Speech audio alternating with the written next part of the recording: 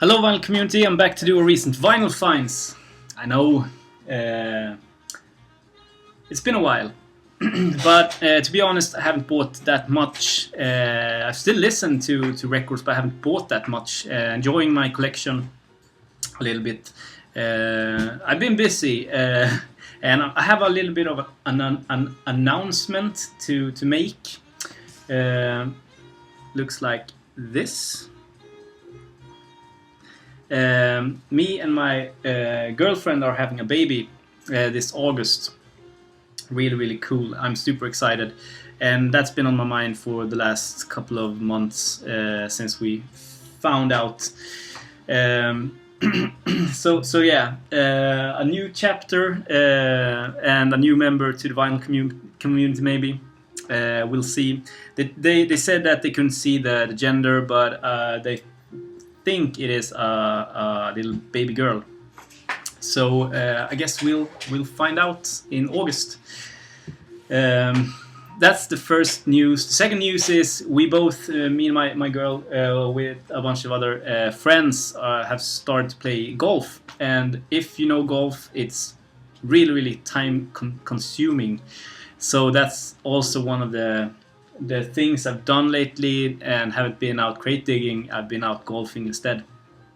And we live in the capital of golf here in Sweden, in Halmstad. So there's a lot of courses and stuff like that. So we are very fortunate to have that if you're interested in golf. So and the third thing is I've started a podcast with two friends of mine. We recorded the first episode. I did a homepage. I did a Facebook page to it to get the word out there, and did all the editing. The first one was finished, but then I was going to put it out on iTunes. And if there's anyone out there who've done podcasts, you have to know it's like impossible to get it out on iTunes as a podcast. It's just so freaking hard. You have to have a major in like computer programming I shit you not, I've spent 6, 7, 8 hours just reading about how to get it out on iTunes, because it's not just posting it there. It's so damn hard. So when I finally figure it all out and put it out there, the first episode, one of the guys contacted me and said that he wasn't happy with his what he said and his voice. And we decided to do it all over again. We're going to reshoot or re-record the entire first episode. But now I know how to do it, so it's kind of cool. So that's also been time consuming and will be, but it's really fun. In Swedish, so that's sad, but I'll get the word out when it's out there to you guys if you're interested in listening to it, the Swedish or Scandinavian ones at least. But to some records.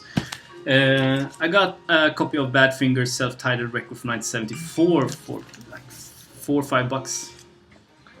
$5. This is when they went over to Warner and started to lose their uniqueness, or I don't know, but I really like Badfinger's early work. This was not good. The 2 or 3 first songs on the first side is good. It's okay, but it's like it's the best songs on this record is like the worst songs on the first records. Let's leave it at that. Pekka Sträng Kesema. This is a Finnish prog album from 1972 on the wonderful Love Records from Finland. Pekka Sträng did 2 records. The first one he did was, the band there was Tasavalta Presidentti. I ordered that, but that was out of print or they couldn't get it, so that's a shame. But I got this for a great price on CDON.com. Great price, reissue. What this is, it's a little bit folky, proggish kind of singer-songwriter thing. I don't understand Finnish, but I read that it's a children's album, something like that. But you don't need to know the lyrics to really appreciate it, because the musicians is great. He has a great voice, And there's a little bit of a Nick Cave kind of feeling when you listen to it. And also the myth behind Pekka Sträng is that he died very young, only released 2 records, and there's little of interviews done with him and stuff like that. Check him out. It's really cool. Cool. It's not cool to die young, but you understand what I mean. Next one, Roy Harper, Bulling Wäsche, something like that. Bulling Wäsche, something like that. This is one of the easiest ones to get in the Roy Harper catalog, 1977 on EMI. So get it. If you find it cheap, get it. It's highly entertaining. The first side is like 5 songs. A little bit more commercial, but still with that folky, proggish attitude that Roy Harper has. The second side is just one long-ass song, part 2 to 10, it's called. One suite of a prog inferno. It's fantastic, and Linda and Paul McCartney are doing backup vocals on that song called One of Those Days in England. Really, really fantastic. I buy Roy Harper when I find them cheap, which is really rare to find them cheap here in Sweden, at least, especially Stormcock. But yeah, I took a chance on this. Holger Sukai's Der Osten ist rot. I think it's pronounced or translated to the cheese is rotten, but I'm not super sure. Found this, knew nothing about it. Interesting cover, won't you say, by Holger Sukai, one of the founding members, I think, of Can, the German krautrock band Can. So Virgin 1984, I took a chance on $2-3, but this is not good. It's like electronic pop, electronic rockish thing, very flimsy, not good. In my opinion, not good in my opinion. Played it twice, can't even remember how it sounds. It's not interesting at all. 2 Swedish prog masterpieces left. Kosteläge with Mats Glenngård. The piper plays the fiddle or flute, and the rats are marching after him. And here's the backside with the band there playing. This is part of the Subliminal Sounds releases of the drum roll.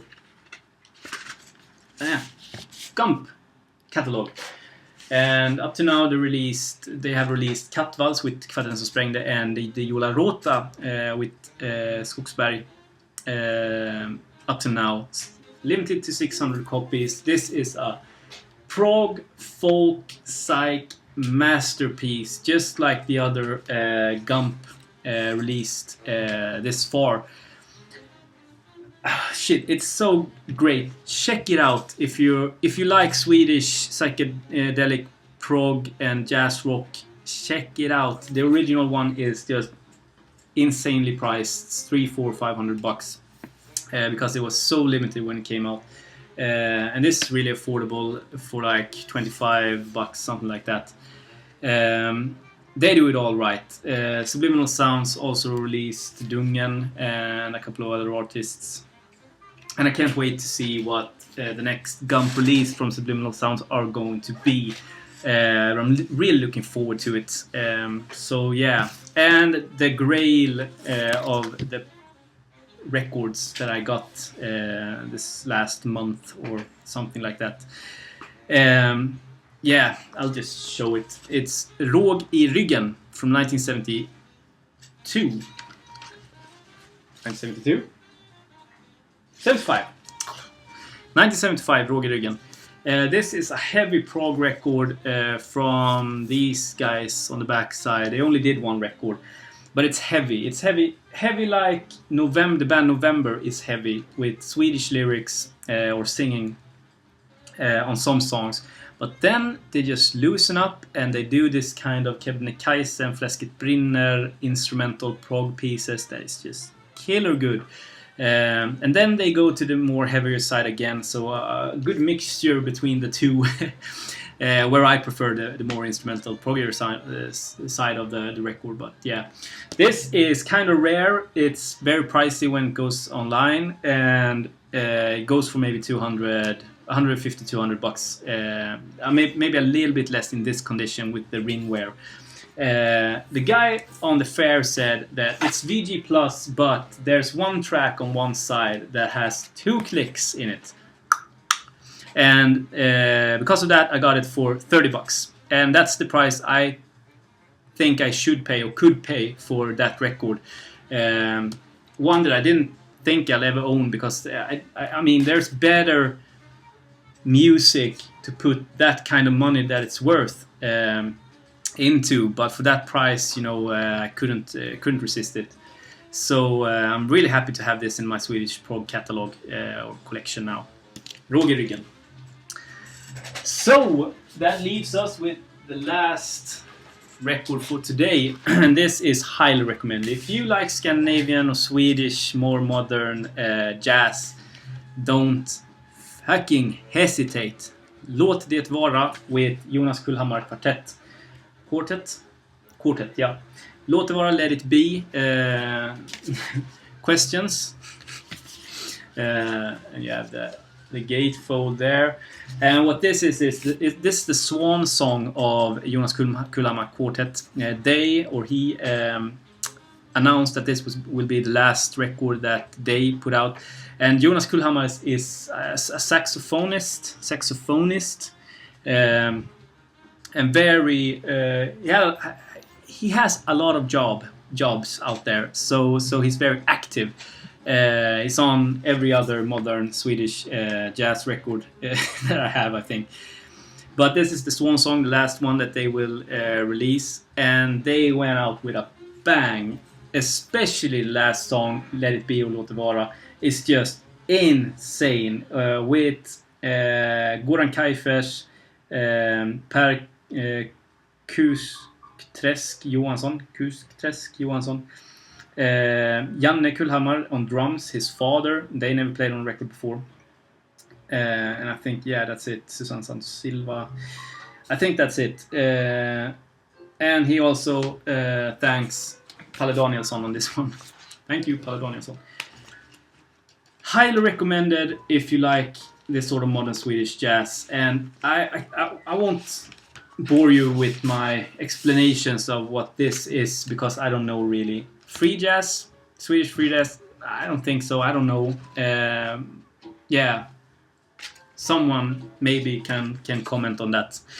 I talked a little bit with Anders on this one. He said that it should be good. I don't think that you have it yet, Anders. But yeah,